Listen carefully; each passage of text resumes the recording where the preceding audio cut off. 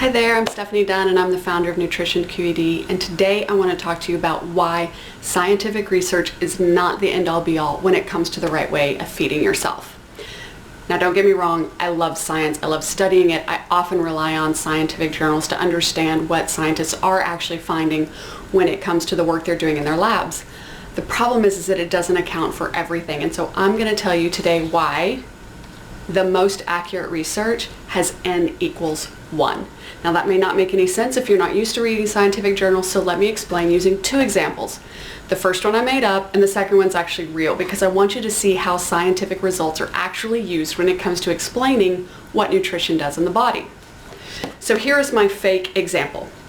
Does eating carrots lead to weight loss? Now in this example, the number of subjects is 100, so n equals 100. Anytime you hear an n as it relates to scientific research, it's generally referring to the number of people who were in the study. And let's say that these are the results of my weight change. And let's assume also that these scientists could control everything about what these people were eating and drinking, and the only difference that they made in the diets was how many carrots they were consuming, okay? So everyone's eating the exact same diet, and then they start feeding them carrots as an addition to the diet. Now in my made-up example here, 80 people showed no weight loss whatsoever simply by adding carrots to their diet. 10 people gained a pound when carrots were added. 5 people lost a pound.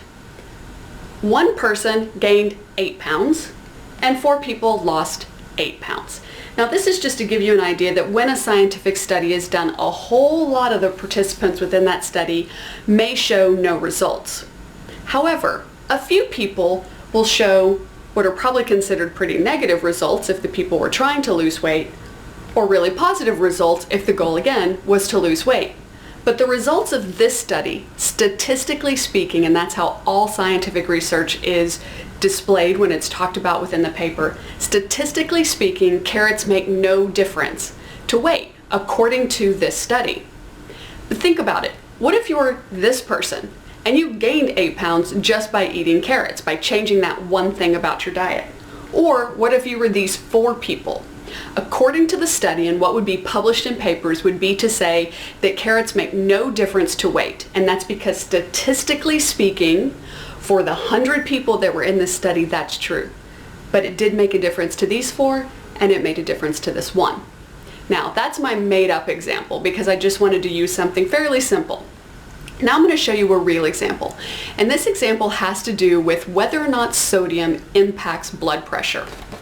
And it is directly from a study out of the New England Journal of Medicine that is the effects of sodium on blood pressure as it relates to the DASH diet. You may have heard of that, the dietary approaches to stop hypertension. In this study, n equals 412. Okay, so there were 412 subjects in the study. Those 412 people were split between a control diet and the DASH diet. But they took this a step further. So the people who were in the control group and the people who were in the DASH group each ate these diets, but at different sodium levels. So medium sodium level within the study represents what is recommended today. High was about twice the amount of sodium that's recommended, and low was about half of the sodium that's recommended. So the numbers don't actually matter, but a whole lot of sodium, the amount of sodium we recommend, and hardly any sodium at all is how these diets were spread out. Now what I want you to notice is that these are the average blood pressures of the participants in each of these groups along the way. The first thing I want you to notice is that on average, none of the people in these groups had hypertension. They were pre-hypertensive, but did not have hypertension on average. The other thing I want you to notice is the difference. So 133 over 83, both of these are considered pre-hypertensive numbers. So as we go down from high sodium, again that's twice as much as is recommended today, to low sodium, which is half of what's recommended today, there wasn't much of a change in the actual numbers of the blood pressure. And they were still in a pre-hypertensive state. So sure, the blood pressure went down a little bit, but they were still pre-hypertensive. Now, notice the difference here. In the DASH group, when they were eating the DASH diet, which includes lots of fruits and vegetables, whole grains, limiting certain foods that are known to be unhealthy, junk foods, etc., even eating high sodium, their blood pressure was significantly lower than people who were not eating such a healthy diet. And then as the sodium content lowered, yes, the blood pressure went down, but barely, by 3 points in systolic and 2 points in diastolic. And in fact, other than this diastolic number right here, the person would still be considered pre-hypertensive given their systolic number. Now, these results were published statistically speaking because P was less than 0.05. You don't need to know what P is. You don't even need to know why less than 0.05 matters, except that statistically speaking, these results were significant. And therefore, the results of this study were published to say that reducing sodium reduces blood pressure.